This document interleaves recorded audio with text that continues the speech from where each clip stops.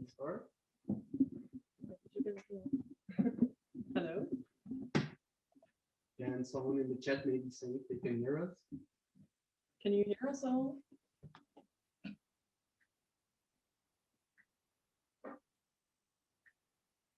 Test. Well, hi and welcome. This is our first talk show from InspirID. My name is Evelijn and I'm here with Jelmer. And during this year, we hope to give you some insights into the expertise areas from the professional field, because this is the foundation of our study.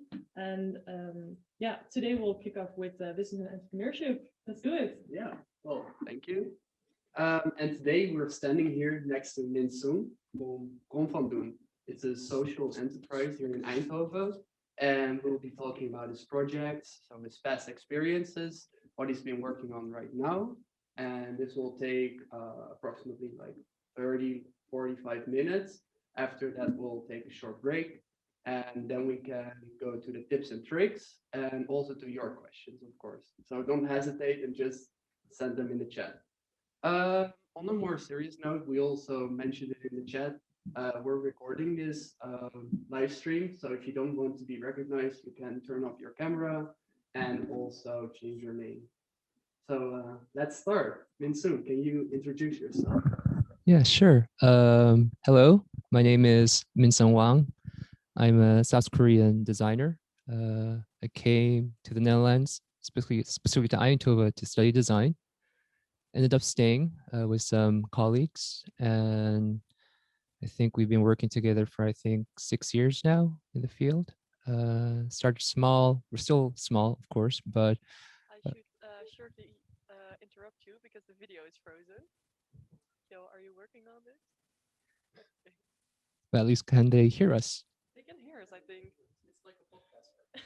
We're doing a podcast. All right. It's working again. Oh, Okay, cool. it's working. Yeah. Yeah, so that's who I am, I guess. So, at what year did you graduate from the design academy? Yes, I graduated from Design Academy in 2014, bachelor's. So that's already almost 10 years ago. 10 years? Really? Well, okay, 7, 8. Oh, my mic's not working. Okay. Can you not hear me?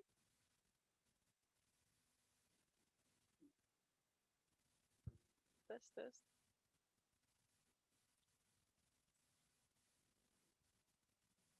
I'm much more quiet, so I should speak up louder. Is this mic okay? Hopefully.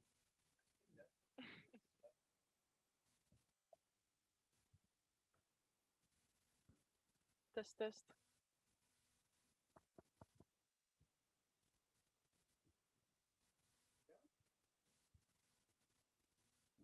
Should I speak into my laptop then? Yeah, that's just okay.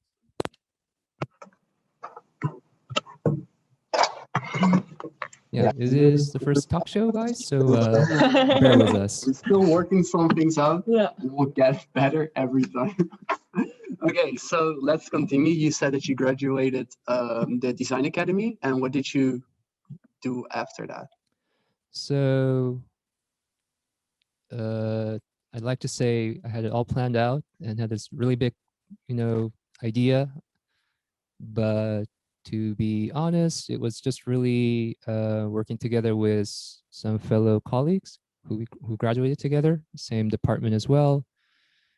Coincidentally, we also got a small office literally in this neighborhood, which we are still in, and just start to do projects. And especially my colleagues, Ron and Connor, they had a really big passion in, let's say, social design. So we just start to do everything we could in this city, in the neighborhood, using our skills and interests, doing like projects, activities, and of course, being worried about earning money, using our skills as visual designers to do photography, video production, websites, stuff like that on the side to learn what it means to be out of school and working independently as a designer. That's how we started.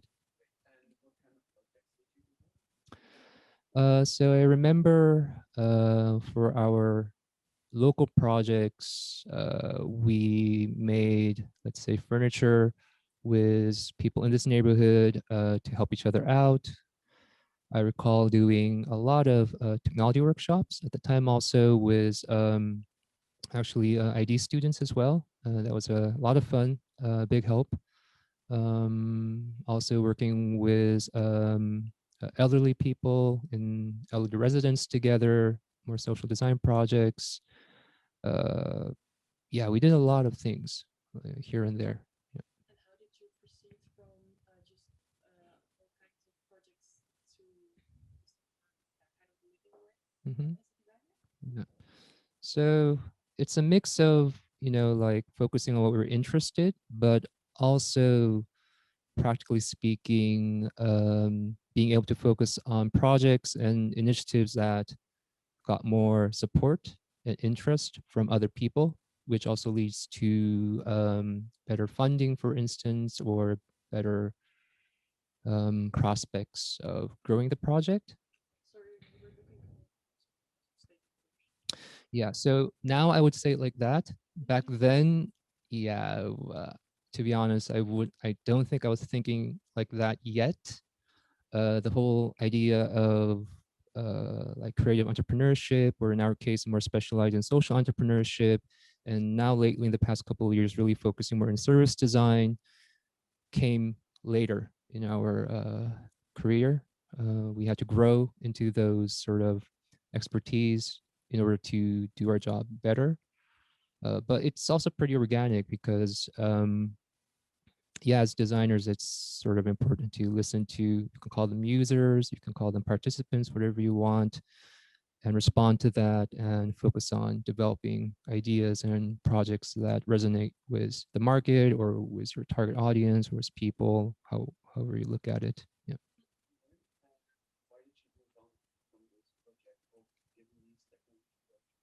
Yeah. So in the first 3 years, no, sorry, in the first year, I think we, at the end of our, like, so it's like end 2015, 2016, we had to make a decision because I mentioned we started working with furniture. That was a lot of fun. Was my own interest. I was doing a lot of technology workshops, which was also a lot of fun. And also we were doing workshops and activities with a lot of elderly in the city. They're all really nice, but with a small team, it was also pretty hard to grow all the things well and work them out in the best of our abilities because we don't have the resources. So the decision to focus on one thing in the end, which was the furniture making, which led to one of our, let's say, most established projects, was really listening to the response and the feedback of people we're working with. So if I talk about my technology workshops, the concept was because since school and also as my graduation, I have been and am still really interested in technological literacy. So that my idea is, yeah, we want to be active users of technology in order to make more informed decisions around it. And my approach to it was to make these sort of specialized, custom tailored technology workshops to bring non-technological people into the field. And I'm thinking to myself, this is brilliant. This is what everyone needs. And coincidentally, also our neighborhood is a bit of a lower income neighborhood. So this is perfect. Like I think technology is super important. I think all the kids to learn about it. I think the parents should care about it. So I'm going to do all these workshops. I still think it's a sound concept, but in reality, what happened was I wasn't really successful in getting the feedback and the momentum with, let's say, the schools and the children and their parents in this neighborhood. On the other side, with the woodwork shop making furniture and social, furniture for other people, which was more of a passion of one of my other colleagues. And it was a project you did after the It technology was at work the same time. at the same So the time. working with elderly, working with furniture making, doing technology workshops, that was amongst other things what preoccupied us in 2014 going to 15. But it was the furniture making that resonated the most with the users and eventually the stakeholders, including coming to Eindhoven, because there was definitely interest for people who are in transition, basically people who don't have a job yet, or quit a job, or recovery, or can't get a job due to like legal reasons, Still want to be still want to be productive and social, social and make things, you know, and help each other out. And there's plenty to make even a small neighborhood. That got the most momentum.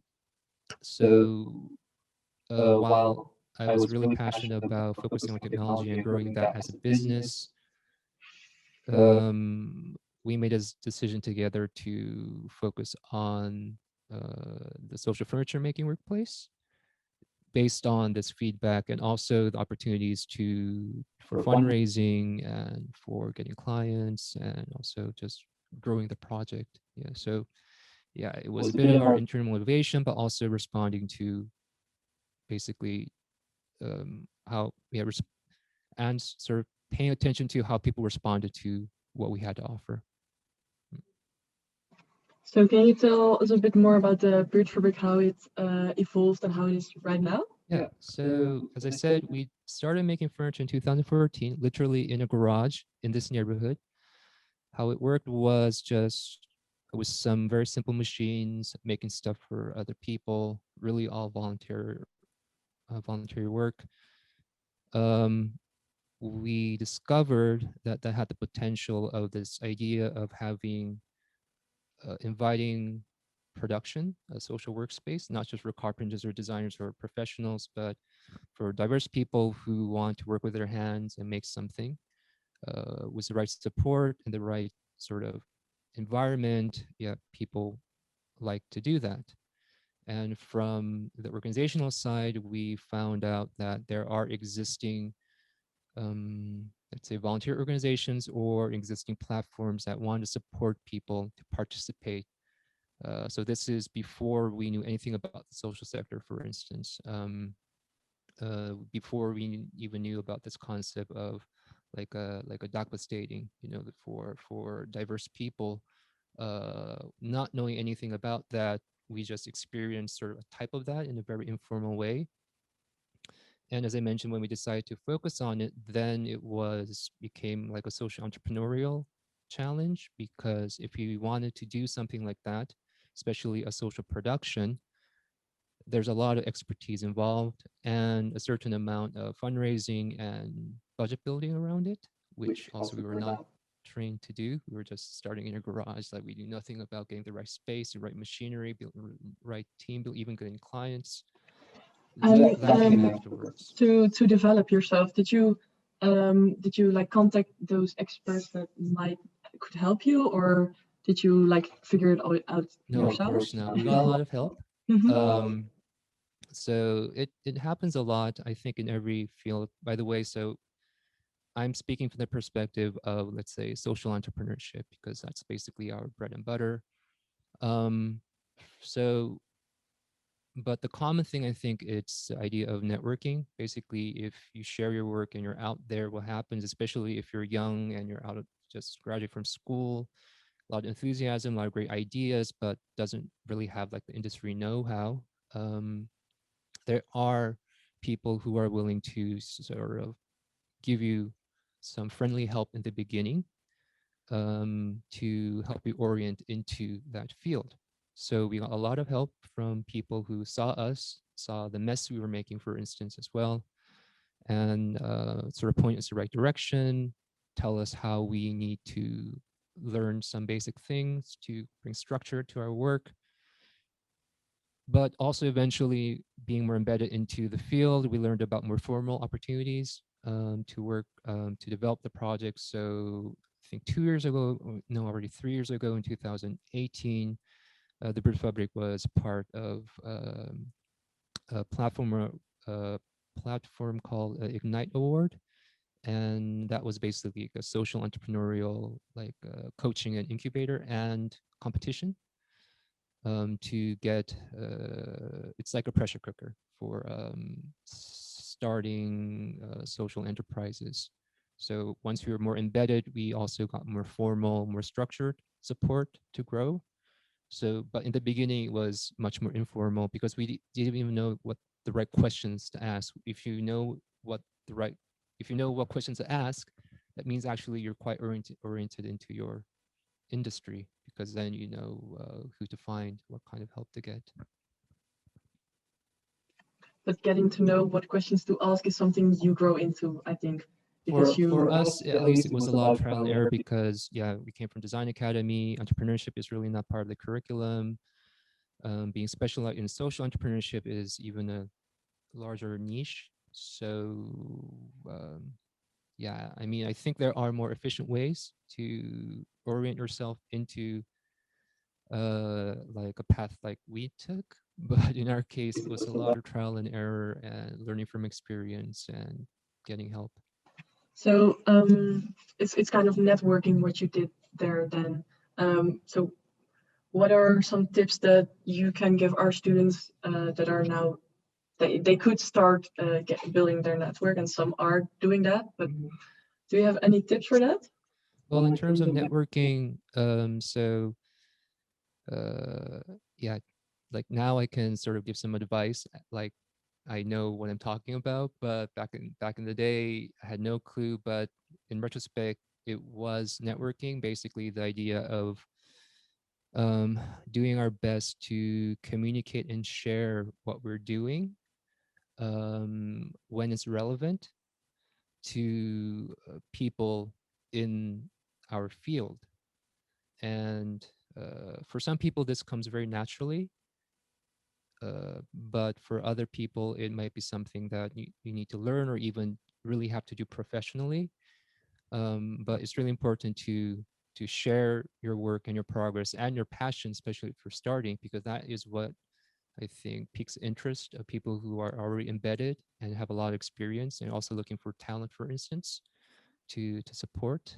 And they will sometimes help you yourself, but in most cases, they will just point you in the right direction, because usually more experienced people, they time is sort of very precious. So even if they want to, they won't be able to spend as much time to guide someone. But with their experience, they'll be able to tell you where you should look. And they need to know about your work at least to be able to do that. And you were talking about introducing your work to these experts, but how do you get in touch with them? So specifically in our field, we work a lot in the social sector. It was very easy for us to build networks in the design field because that's part of our education. So getting to know designers and social designers and, you know, just designers in general and finding talent around that just came naturally. And so I sort of assume that will be easier for ID graduates as well, because it's sort of like an internal network. In our case, it was about learning about the social sector, what that even is in a practical sense. And as you mentioned, who are the stakeholders in there. In our case, because we had a really big focus on locality and the city of Eindhoven. So first of all, it was figuring out the local municipality, how it operates, and who are their contact people, coordinators, or just how do you even talk to the community? Like, how do you put a face onto it, and how do you end up talking to the right people that cares about what you have to offer? So learning about local government in Eindhoven was a big thing, and that was also, to be frank, because we didn't know what we were doing, we didn't even know that was important. We got a lot of help. I recall like there were some so area coordinators from when we just started who saw what we were doing, and they basically told us and even made appointments to like go talk to these people. Yeah, so it was that side, and of course, the other side of the social sector in Eindhoven is basically connecting with other social organizations and sort of mapping out the social domain here, how it works. For us, that was a bigger learning point, especially with Bert Fabric to work, and also getting in touch with more national support institutions and funding organizations who support social enterprises in Eindhoven. That was also a big learning point for us. Yeah. Little bit, oh, sorry. Can you maybe explain a little bit more about what the Buurtfabriek actually is? Yeah. So now, in its sort of realized form, Out de Buurtfabriek is a social workplace for people with barriers to work. The concept is we want to provide a learning workspace for people who at the moment are unemployed or are in transition or in recovery or are newcomers to the country to basically be in a productive environment and help them transition into their next steps in terms of productivity or social economy. Based on that, on that concept, we have a small core team of project manager and workshop leaders and designer and coach who sort of runs the daily operations. And everyone else, we just say they're a volunteer, meaning they're here to work, they're not paid. We're open 4 days a week, and our volunteers come work with our staff with guidance and work on live production. So it's not like an open workspace. How we operate is it's also embedded into its business model. Basically, we get real life assignments and we fulfill these assignments. And with earnings of these assignments, it goes all back to maintain the social workspace. And so that's 4 days a week. And on Wednesday, 1 day a week, we do have what the guys call a freestyle day, where the volunteers are invited to come and be more creative and be more free and just use the workspace. So once you're embedded into our team, then there's more opportunities to also be more creative. But the basic concept is it is a workspace. So we have like intake, and we have to establish, are you willing to learn from us, follow our rules, be here on time, follow the instructions, because we have a lot of big machinery and we're not working with professionals. So there's a lot of safety related things you need to learn. But the idea is, yeah, it's like an actual workspace. We're friendly, we coach you, we support you, there's mentorship, there's everything like that, but still there's structure to help you transition back. And it's literally, this is old school, by the way, and it's in the building just next to us. Yeah, it's really cool. Jammer and I have been there, and it looks really nice. We also shared a video, I think, of the Buurtfabriek, so you can check it out later on our Instagram. And is it correct if I say that this counter is also made by the Buurtfabriek? Yeah, so we ordered this kitchen last year from the Buurtfabriek. So the main assignment that the Buurtfabriek does is custom work like this, working for companies, organizations, or clients. So they can make kitchens or cabinets or furniture, outdoor pieces as well. So this is something that from our company side commissioned the guys to do last year, and we're very happy with their work. Yeah, it's really nice. Yeah, and can you explain what the medewerker is, because it's it's on the kitchen? Yeah. So virtually speaking, welcome to our medewerkruimte. This I'll try to keep it long story short. So I mentioned we did a lot of stuff, and along the way we had to make some decisions. Among one was really focusing on the development of the Buurtfabriek as a project. But being designers, we still wanted to be involved in sort of realizing more diverse ideas. It's not possible for a small duo like us to be running around and starting new projects all the time. We can't be responsible for these projects, especially a lot of these projects for us end up being like social projects. That's where we're trying to figure out how to deal with that. And that's where we decide to look into service design and take a more service approach to this idea.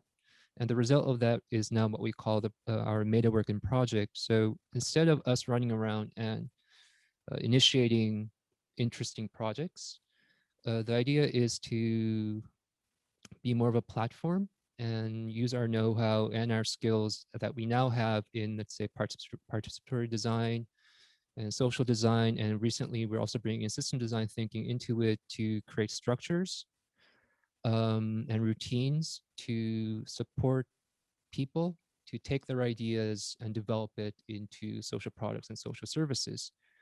And being in this space is a big part of it because 2 years ago, more like a bit over a year ago, we moved into this building together with the Buurtfabrik and some other neighbors with a long-term vision to transform this old school and Bloemfonteinstraat into a space of socioeconomic talent development for people in the city.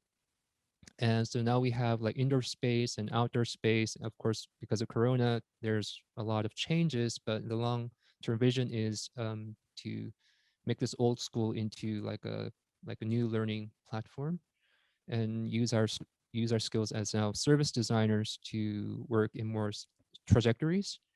You can imagine like a design trajectory that you would do an idea, I would imagine, for like a semester or a module. And you work with a group of people and help them take their ideas and really work it out. And how I like to describe it is to cross the finish line, to make a live prototype, it being a product or a service. And with our focus on social economy, the idea is with your productivity, what we're saying is you can make both social outcomes and financial outcomes or economic outcomes, and they can be sort of blended together. So with the meta working, we are working on these type of trajectories, supporting organizations and groups also this year to work on these sort of live prototyping.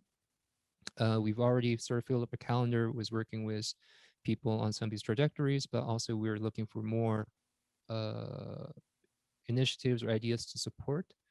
And also in normal times when like school life is more flexible, we would be much more open for students as well to bring their ideas. If there's like a live component to it, to working with people in Eindhoven.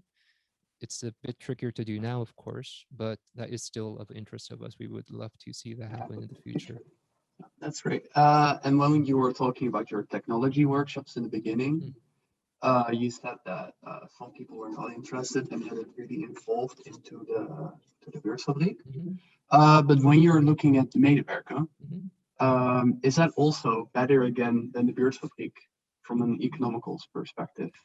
So that's an interesting question because realistically speaking, so our company is Bron van Doen. It's a small design studio. Now we call ourselves a service design studio, whatever. But for a small studio, we already have our hands full in managing a foundation, which is Out de Buurtfabrik. So realistically speaking, we don't have a lot of capacity. Actually, we don't have extra capacity to develop something that you can describe as like a social enterprise. But as I mentioned, we are interested in that topic. We want to see a lot more like socioeconomic development or social enterprises or whatever, with a bit of a design twist, of course, from our perspective. We want to see more of that. So the meta working is basically our way of keeping the identity on our business side. And of course, since we started this project like a year and a half ago, and most of the time has been during Corona, financially speaking, it's not a good prospect now. So there's a lot more investment we put into it than we actually got out of it. But I still really believe in the potential. And at least from like a service design perspective, this could be a model if we pull it off, that it makes financial sense, but we can also work on this theme that we're very passionate about, basically the talent development or the socioeconomic talent development of people, young and old. So we'll have to see. For now, yeah, it's not really good, especially if you're building concept around gathering people and working together. But yeah, we're gonna stick around to see how it goes. Yeah, I think it will work way better Oh, when thank you. these times are over. Yeah, for sure. Yeah. Do you think it's time for a break? Yeah, I don't have anything to ask for now, actually. Okay. So I suggest take a 15 minutes break and then come back and discuss some tips and tricks. And you can also leave any questions in our Mentimeter that will be sent in the chat right now. So I hope you enjoyed the first part. Just grab another drink and get comfortable again in 15 minutes. A little change in the set design, but we'll continue. So first, let's look at the questions from the audience.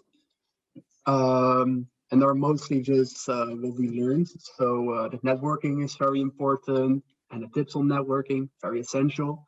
And how to find your way after you're done studying. I think that's different for everyone, of course. Just have faith. And then the last one, what Bron van Doen is and how they have grown into their own design company. And we also got some questions in the chat, right? Yeah, really nice to hear that you've already learned something. So in the chat, Philip is asking, has the lockdown brought you any opportunities that you otherwise wouldn't have? Actually, I really like that question. The short answer is, of course, yes.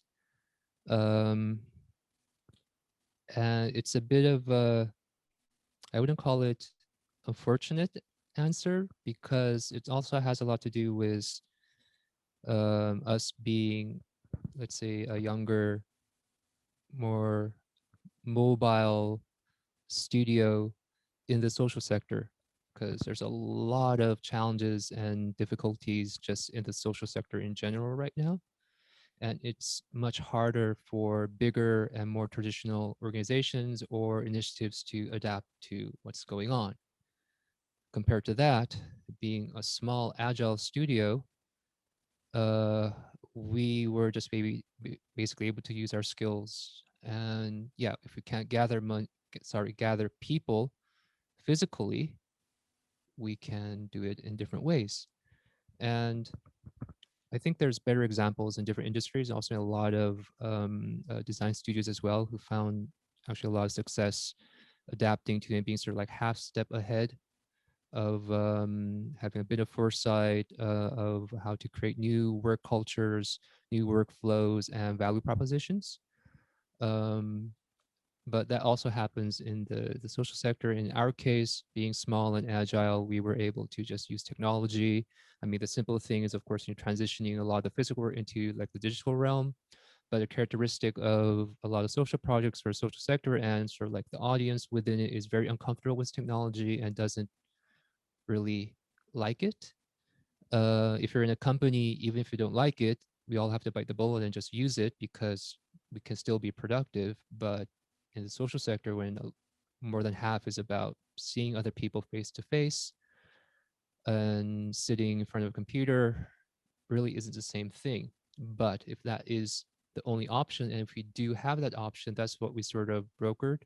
And last year, spent a lot of time transitioning our proposition into like non-context scenarios, and also convincing other people who work with us to try it out and create like experiences of positive interaction, and based on that create opportunities and let's say work for ourselves and for around us. So in that sense, it's fortunate that I can say that for ourselves, but at the same time, it's a byproduct of unfortunate situation. Yeah. Mm-hmm. And I heard something about that you made masks as well during the Corona time, right? Yeah. So that's an example. So I'll just give you two quick examples, describe what I just mentioned. One, so literally in February last year, we had our opening here, a physical opening. And we had a lot of people here, and we also announced our year plan, which involved a lot of events. but that was February. So if you remind yourself of how it was last year, that literally meant we had our physical opening and then everything had to stop. The first thing we did was make a very simple manual handwriting about how to do a video conference call using an open source application. It's very simple for us, you know, and I think for all ID people, you don't need a manual to do that.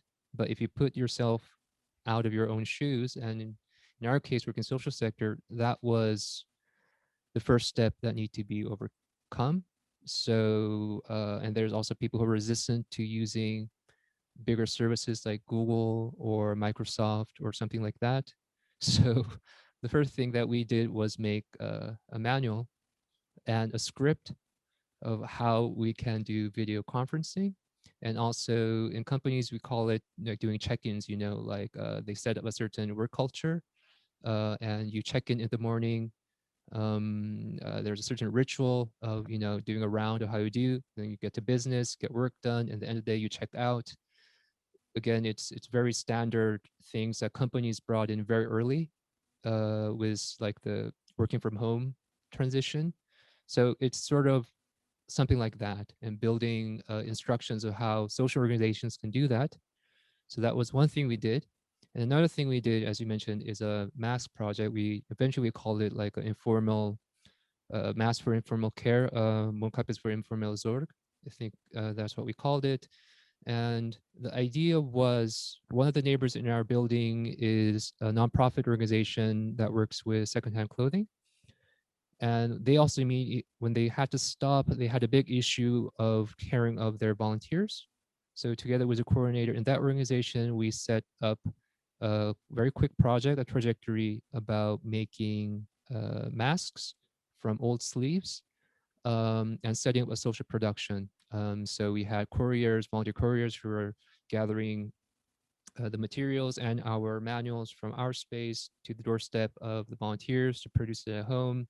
Then the couriers would bring it back. It's all volunteers, and based on that, those masks would be donated to informal care scenarios. So meeting like a social kitchen or for cleaning, for instance. And this was in March, April, when wearing masks was really not a thing.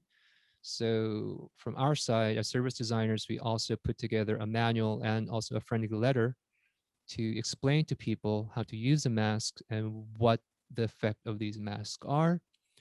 And based on that, set up a whole, like, say, a small like production, non-contact production. So these are examples of how we just quickly adapted to the situation and still be productive, still be a bit designer, but more in our case, still be working on in our field with different scenarios. And with this sort of agility, it's then there are opportunities to find even during these unusual times. Well, thank you for this answer. And we had some camera issues, but I hope they're resolved now. And we have another question from the audience. And it's, if you want to start a small business, do you have any tips where to focus on in the first few years or in the first year? Of course, the boring answer, I need to preface it with something boring, saying it depends on your field to go into specifics.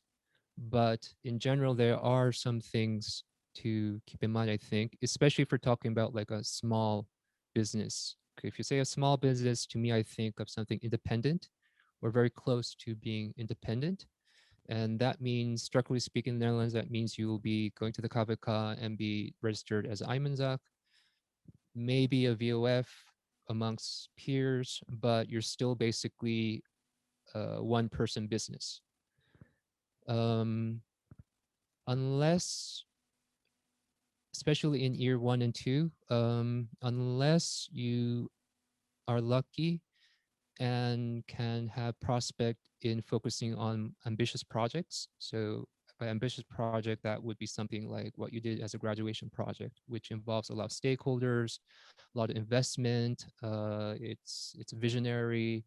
It if you can like look at it and honestly say, honestly, this is a project in the beginning that cost me a lot of money. Unless you are fortunate to have sponsors and patrons to support that cause, then realistically speaking, we need to spend time to build our capacity to eventually be able to tackle these types of ambitious projects. And that's where the idea of, you know, having a mixed portfolio and using your skills to partially use it to, let's say, earn money, to help you orient into the industry and gather experience becomes useful. We actually do a class at Design Academy for all the graduates every year. And it's about professionalization and creative entrepreneurship. In there, we do an exercise that we call big fish, small fish. Big fish is basically what they described as ambitious project, what you eventually want to do. And small fish is just basically listing all of the hard skills you use as a designer or a professional, creative professional within these ambitious projects within your big fish. And depending on your position and your resources, especially as independent, our advice is to, well, whether you like it or not, you have your small fish. And while you would prefer to use your small fish to fry your big fish, if you can't do that, realistically speaking, then the detour is at least to use your small fish and basically freelance or outsource it. And also try to get jobs and side jobs in your industry, because that's way better than doing something generic, because that feeds into your networking. So I'll give you a boring example. Like in our case, yeah, it was better to do photography and video production and websites and small design tasks, because that helped us find footing into the industry. There were options, especially for my Dutch colleague, to do something else, because he was an experienced taxi driver, and if he just kept on doing that, he would have earned a lot more money. But frankly speaking, that doesn't really have to do with the network we want to build. So at a certain point, he made a really big decision to stop that and focus on the design side, even though on the short term it was less money, less security. But by doing smaller work in our industry, that feeds into growing the network eventually. So yeah, to sum it up, yeah, even if it's not ideal and you feel like you're using your creativity on something that you're not passionate about or you don't have ownership over, unless you have other options to sponsor your ambitions, then it's okay in the first couple of years to strategically use your skills and try to stay in your industry. And just be strategic, because the idea is to eventually grow your capacity to be able to tackle your big fish, your ambitious projects. So start small and eventually you'll grow bigger.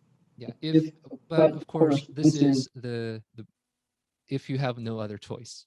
Yeah, if you're lucky or really good at what you do, early on someone, you know, like recognize your work, or you get the right sponsorship or the investment, yeah, then go for it. Of course, it's also it's okay to be venturous, but for most of us normal people, if that it really isn't an option, then this might sound boring, but it's sort of very reliable in a sense, because sort of everyone does it.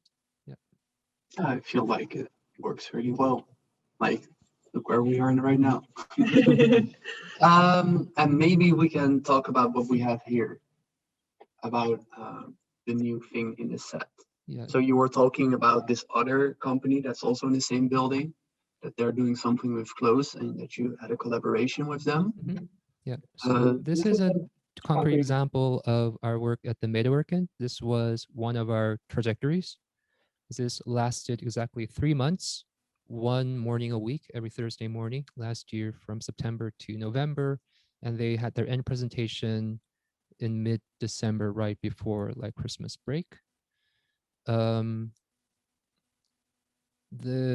concept being developing people's talent in the social economy. We need to first start with a group with a clear interest. In this case, it was with our neighbors. So their name is #awesome. So they're a clothing exchange nonprofit, and they also have a creative atelier. So they're also interested in developing their own products. The starting point is basically looking through their trash, because these type of organizations get donated a lot of clothing that they also end up throwing away because the secondhand market itself is not big enough to process all that work to reintegrate that into the market, and also the condition of the clothing, maybe it's really not resellable. So they end up throwing away a lot. So we looked through their trash, we found what kind of materials they have, a lot of jeans, a lot of dresses, a lot of t-shirts. We decided to work with t-shirts and think about what kind of materials they could build from the t-shirts.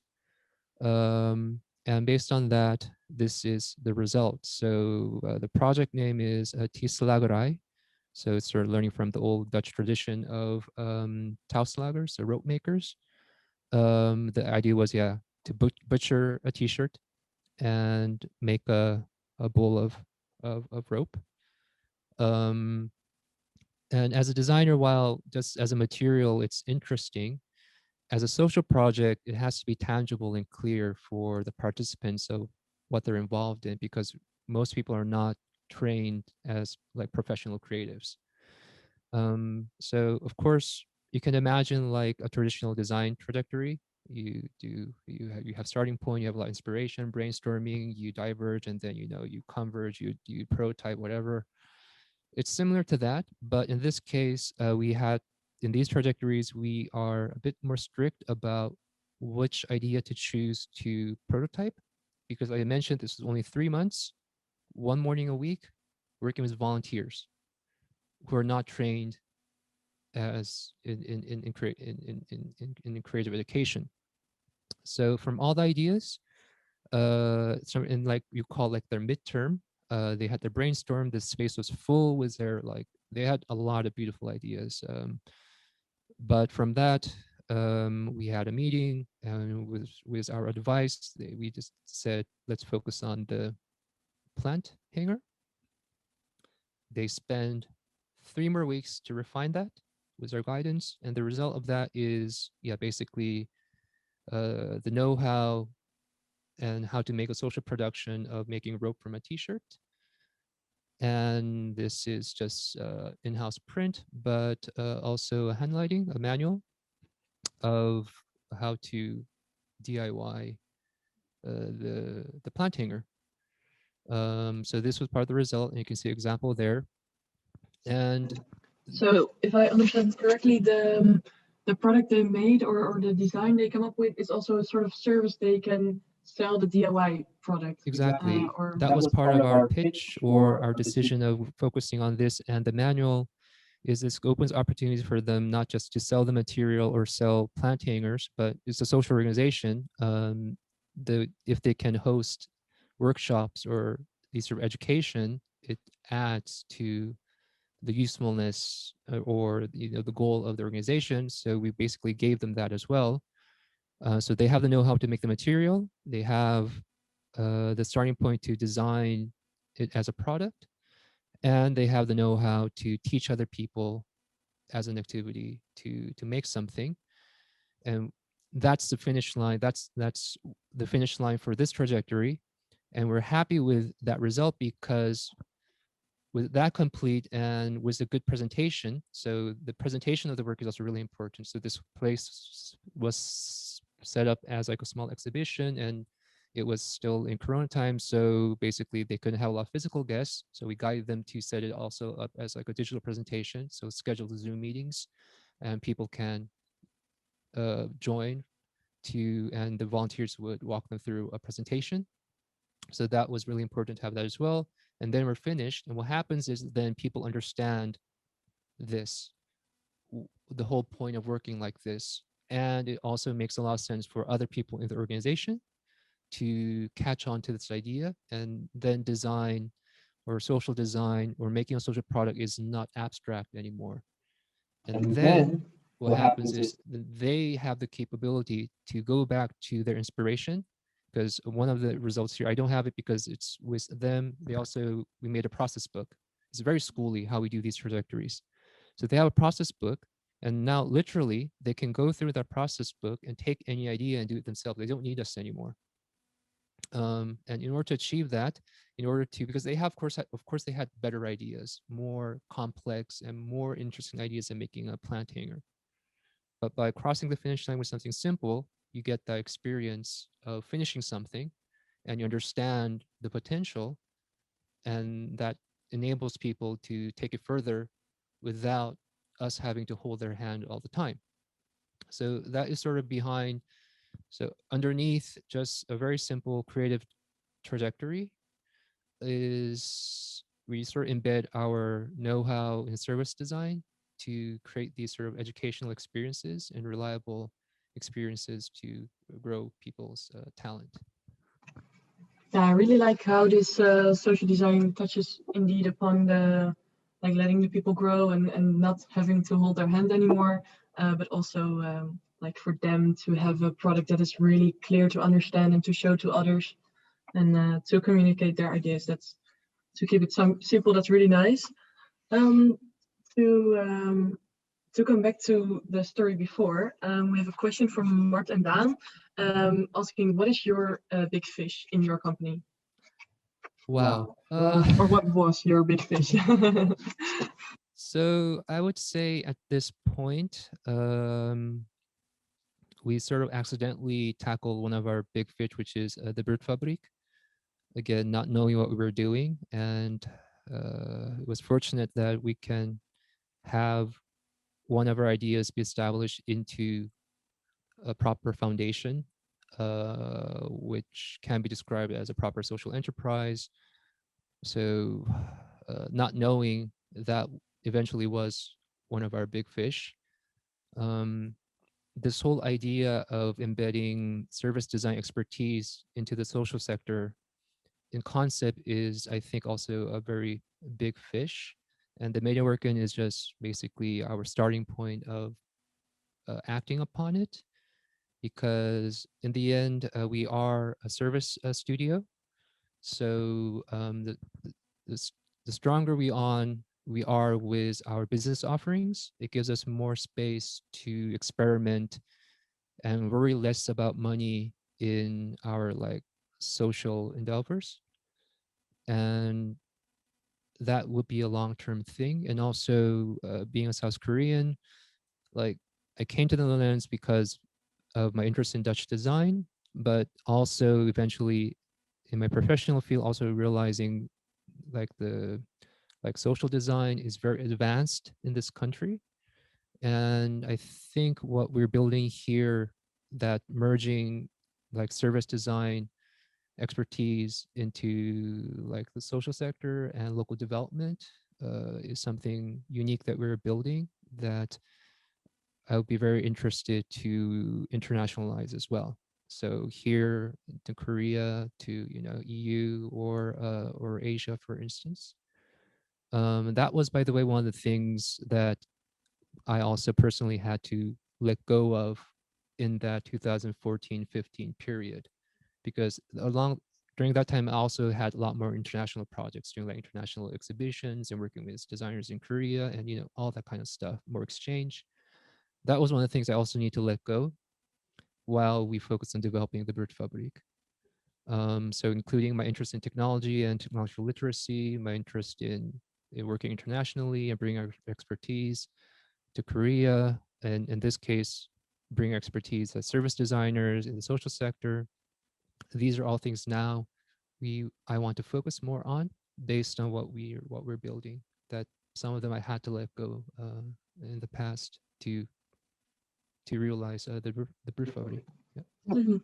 And it's interesting that you were mentioning that you're from Korea, because one of the questions that we got is, What was your experience growing your business as an international person in the Netherlands?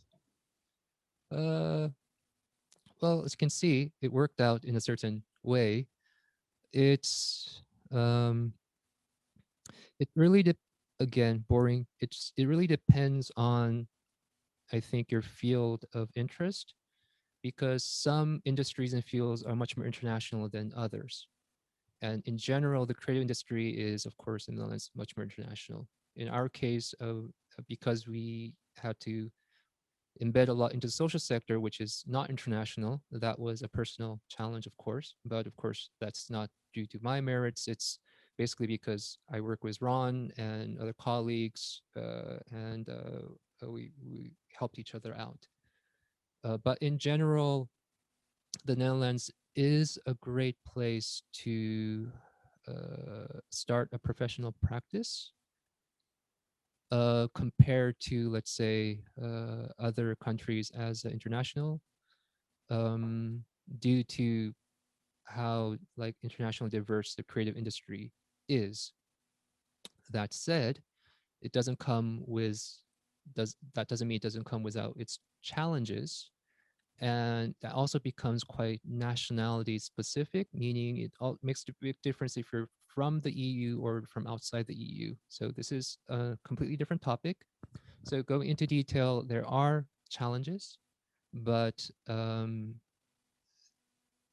especially if you're a person who's interested in building your practice in the EU.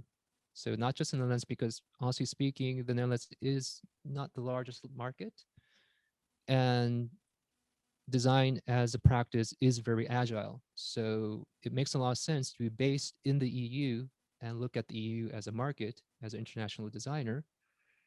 And if you have your education here and you get your diploma here and you understand the design expertise here, the competencies, and you understand the culture, and also of course you like the country, then it's a great place to start, to grow, and but always sort of try to take advantage of your heritage, because internationalization is really a top priority in the Dutch creative industry as well.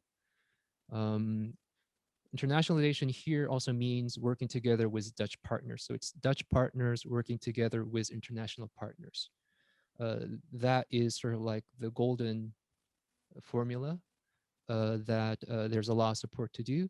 So that's why it's important to network with the Dutch colleagues and the industry, but also hold on to your unique heritage and opportunities that might not come immediately, because again, if you don't have the capacity, and the international project is it's like a big fish project in the first place. So it might be hard to start off with that, but it will come in very useful eventually. At least that's what I believe. I hope it is in my case, and that's what I would say to other people who are interested to start their career here. Okay, thanks. I have one final question. Okay, go for it. I see nothing, no other questions in the chat. So at the university, we have to set goals for every like semester, which is half a year, to develop ourselves. And my question is, do you still write down these goals, or do you have like goals for 10 or 20 years ahead that you plan and keep track of? Well, I think I already mentioned when I was talking about my own big fish, some of my personal goals as a designer. So including that, because of, but I think it's like that, especially for smaller independent practices or smaller businesses, that we have to adapt a lot.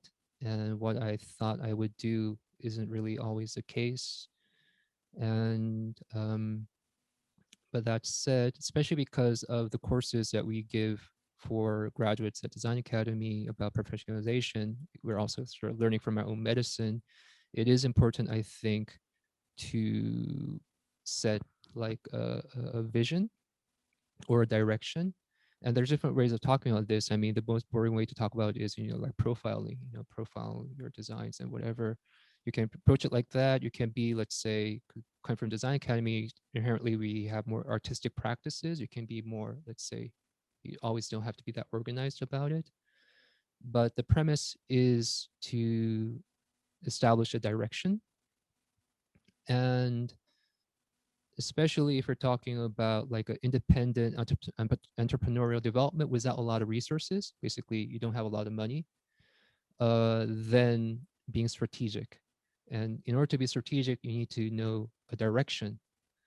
And if you have, and that direction doesn't, again, depending on who you are, it could be more organized, like a profile. It could be more, let's say, imaginative, like an artist. But whatever, whatever works for you, if you can at least establish a direction, then it's easier to set a strategy, to think about how to get there, especially in your first 2 years. And the way I put it, or how we teach it in our course, is saying it's being able to, first of all, learning how to ask the right questions. That makes a big difference, because one of the first things that we all need to learn, we have to learn, whether we like it or not, is that, yeah, we can't do everything. So, but no one expects us to do everything anyway. As long as we can ask the right questions, we know where to get the help. And so it's being able to start answering ask the right question the first 2 years. And the other big thing is be able to make decisions of what to do and what not to do. That's really important. Not just especially the part about making decisions about what not to do. That doesn't mean you should censor yourself about everything, because it really means more about learning from our mistakes and not repeating it. Especially if we did something, and we did a lot of things back in the day as well, like being grossly underpaid, for instance, or overworked, or just making a mess of things, whatever. It's okay to do that, as long as we learn from it and we don't repeat it. And that is, I think, really important in the first 2 years. But in order to be able to do that, we need to have a right direction, because it's not universal for what's okay to do and what you shouldn't do, depending on who you are. So that's the most I can tell you right now, because it depends on your direction, and based on that, figuring out the right questions and what to do and what not to do. Okay, that sounds like a reflection. But also a very nice end of this wonderful talk with you. All right. So thank you for all your great insights. Well, thanks for having me in your first edition. Of course. With all the quirks. It was a pleasure. Yeah. It'll get better and better. Yeah. And just to finish from my side, normally we just invite people and say, come over whenever you want. Just ring our bell. We're very close from the TU as well. If you want to see the space and talk to us, have questions, I will extend that invitation, of course, but due to times, if you'd like to talk to us or have a look or have some ideas or whatever, rather than coming and ring a bell, send us an email or something like that. Then we'll be happy to respond. Yeah. Nice. I hope students can come in bigger size soon. And we have a present for you. I hope you like wine. So we brought a bottle for you. There you go. Thank you very much for speaking to us. And I hope the participants or the students enjoyed watching this. I think the next talk show will be on the 20. In a few weeks. Yeah. Keep you updated. Yes. So just keep an eye on the Instagram and you'll get all our updates for follow-up talk shows. Yes. So have a nice evening, and Thank you we'll see very you much. guys soon. Yeah. Bye-bye. Bye.